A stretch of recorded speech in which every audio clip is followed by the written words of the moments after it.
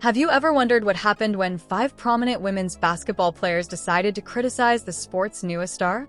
This story is bound to surprise you. Let's begin with Diana Taurasi.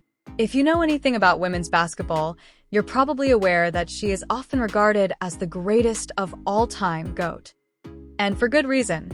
Taurasi has won 3 college championships, 3 WNBA titles, and has scored more points than anyone else in WNBA history. She's the kind of player that young girls look up to and hang posters of on their walls. But something intriguing happened recently. Enter Caitlin Clark, the young star who has been dominating the headlines. Everyone is calling her the future of women's basketball, and she's quickly becoming a household name. The interesting twist? Clark has always admired Taurasi. She was probably one of the first women's basketball players I really grew up idolizing and really knowing. Obviously her, Sue, Maya. So I would say that's kind of my first memory. It's just about the WNBA in general. It's she was one of the first that I really knew about. And openly showed her respect. But despite this, Taurasi, along with 4 other big-name players, made some unexpected comments about Clark that no one saw coming. What's truly remarkable about Caitlin Clark is that, even as she skyrocketed to superstardom, she never forgot about the trailblazing players who came before her. She consistently showed respect. Reality is coming.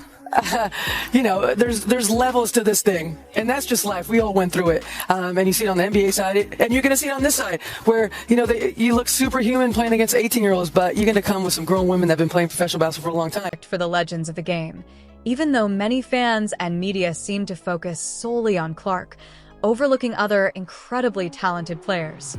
But here's where the story takes a surprising turn.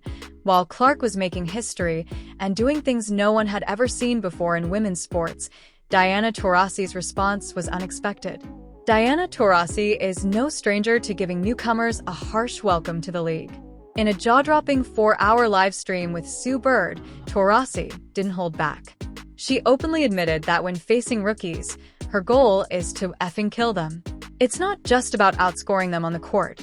It's about delivering a full-on mental and physical beatdown, starting before the first whistle.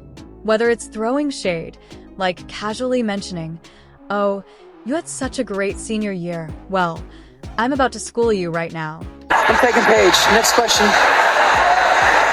So you get the number 1 pick this year. You would take Paige over Caitlin? Absolutely. Or simply dominating them on the court.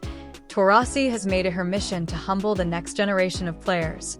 Now, you might think that after 2 decades of being the face of the league, Taurasi would be a bit more protective of her legacy, maybe even a little smug about her status.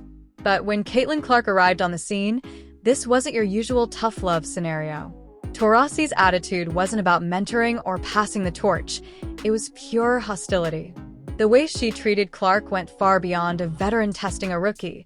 It felt personal, and everyone took notice. Without offering any real explanation or justification, Taurasi seemed determined to undermine Caitlin Clark's historic college run. You were young yourself, and tell me if I'm wrong, weren't you named to the roster as soon as you graduated, right? You were young. Yeah, after I won 3 national championships in a row, I was named. At first, some speculated that she was simply rooting for Paige Buchers, a fellow UConn alum with a connection to Taurasi. But soon enough, it became clear that these relentless jabs weren't about loyalty or encouragement. They were something else entirely. When Caitlin Clark was controversially left off Team USA, Taurasi's true motivations began to surface. It wasn't just about the love of the game or defending the UConn legacy. It felt like Taurasi was fighting to stay relevant, demanding the spotlight she believed was rightfully hers. The attacks on Clark weren't subtle. They were loud, brash, and calculated, revealing a side of Taurasi that left fans and critics alike stunned. It became painfully obvious that, after being hailed as the WNBA's savior and achieving milestone after milestone, Diana Taurasi was beginning to look like the veteran struggling to relinquish the spotlight. Despite the image she... From the NBA to the WNBA, Diana Taurasi, one of the best hoopers in basketball history. You can argue with your mama. There is no debating her on-court impact. There was plenty of debate over her off-court comments in April about Iowa star Caitlin Clark that had them both in the headlines and seemingly in the crosshairs of the old guard fans and the new wave masses. The GOAT and the Rook will square off for the first time this afternoon. Might have wanted to portray. Jealousy seemed to be creeping in, especially as the new generation, particularly Caitlin Clark, was capturing attention in ways Taurasi could only have imagined. When you compare the numbers side by side, the story tells itself. Diana was a 15-point scorer in college, while Clark was dropping 30 points per game and smashing collegiate scoring records left and right. It was clear where the world's focus was shifting. Taurasi's one-sided feud with Clark went quiet as the new season began, but the whispers never faded. The tension lingered, and the fans didn't forget a word of what had been said. All eyes were locked on one specific date, June 30th, when the Indiana Fever would face the Phoenix Mercury. Everyone knew that game would be more than just another matchup. It was a showdown fueled by months of drama and rivalry, with a score to be settled. In a packed arena with over 17,000 fans defying weather advisories urging everyone to stay indoors, tickets for this game were going for a staggering $22,000 each. Nothing was going to stop fans from witnessing what promised to be the hottest showdown in basketball that day. And the buzz? It wasn't just about the game itself. It was about the drama unfolding on the court. Diana Taurasi and Brittany Griner, arguably the most polarizing duo in the league, came out swinging. They were in total control, building up a lead that stretched to 15 points. It looked like they were going to put on a clinic, but then, in a split-second miscalculation, they made a colossal error. They allowed Caitlin Clark, number 22, to find her rhythm. From that moment on, the energy shifted. The crowd was on the edge of their seats as Clark started to catch fire. Something became crystal clear. Diana Taurasi, after all her tough talk, had no interest in going head-to-head with Clark. Instead of stepping up to the challenge, she left her teammates hanging, forced to fend off Clark's relentless scoring spree on their own. It was a shocking move from a player known for her competitive fire, and it didn't go unnoticed. Fans, who had expected a clash of titans, saw a veteran back away just when things were heating up. For months, Taurasi had been throwing shade at Clark, but when it came time to back up her words, she left her teammates to do the dirty work. It was a move that felt anything but GOAT-like. Could you imagine Michael Jordan shying away from a challenge like that? Despite having a comfortable lead in the second half, the Mercury crumbled under pressure, thanks to Clark's blistering 15 points and 12 assists performance. Taurasi, on the other hand, went ice cold, shooting a dismal 5 for 14 from the field. As the final buzzer sounded, the crowd didn't hold back, making sure Taurasi knew exactly what kind of statement Clark had just delivered. But the humiliation didn't stop there. Clark and the Fever didn't just win that game. They went on to beat the Mercury 2 more times in their next matchups. Clark's jaw-dropping performances, 20 points, 13 assists, and 6 rebounds in one game. It's all around the league. But as a coach of the home team, there's going to be a lot of people cheering for that other side. I mean, I'll get 2 shits. How about one? Not even 1 shit. Followed by a 29-point, 10 assist, and 5 rebound outing, weren't just wins. They were statements. She took a team that had been the league's laughingstock just a year ago and led them to a clean sweep over the player many consider the greatest of all time. To make matters worse for Taurasi, Clark's Fever ended the season with a better record than the Mercury, sparking whispers that Taurasi's time might be up. If retirement is truly on the horizon, it looks like Taurasi will leave the game without ever conquering the rising star who now stands in her shadow. But Caitlin Clark's triumph didn't end with Taurasi. She had another plantar fasciitis, but her team is beating Indiana, and that's point to prove, and it came at the expense of Minnesota Lynx coach Cheryl Reeve.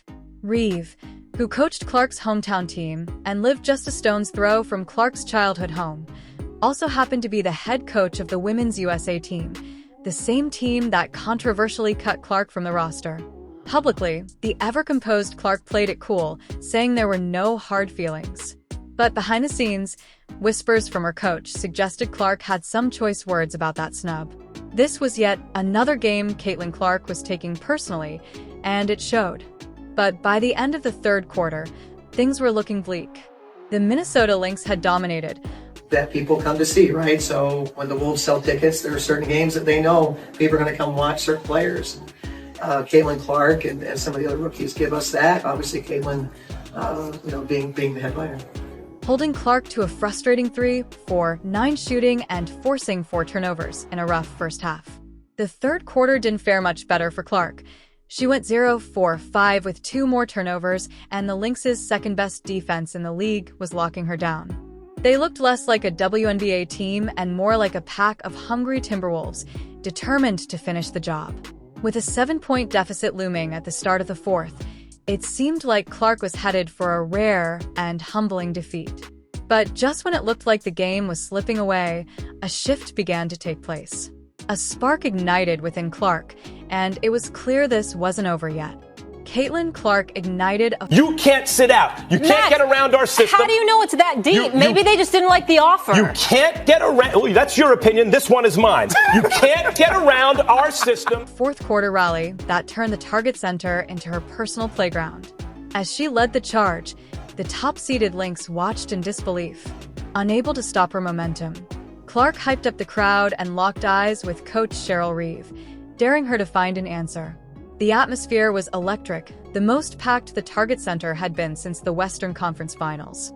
Even on an off night by Clark's standards, she found ways to make an impact. Her shot might not have been falling, but she did all the little things that fueled a shocking upset. From crucial passes to key defensive stops, Clark kept the Lynx on their heels.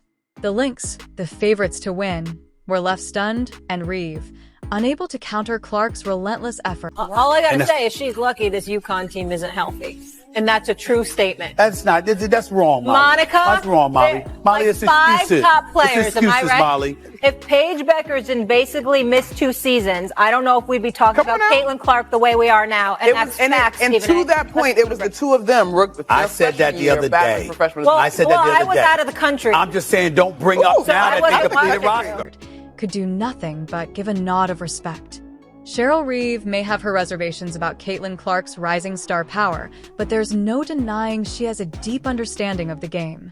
Unfortunately, the same can't be said for ESPN's Molly Karam, who has become notorious for her off-base comments over the years. Sitting at the center of the First Take debate table, she has managed to draw ridicule from nearly everyone who has watched the show for more than 15 minutes. And it's not about gender, far from it. It's about credibility. When it comes to offering any meaningful basketball analysis, it's painfully obvious that insight isn't the reason she's in that seat. Her comments often leave viewers scratching their heads, wondering how someone with so little grasp of the game has managed to stay in the spotlight for so long.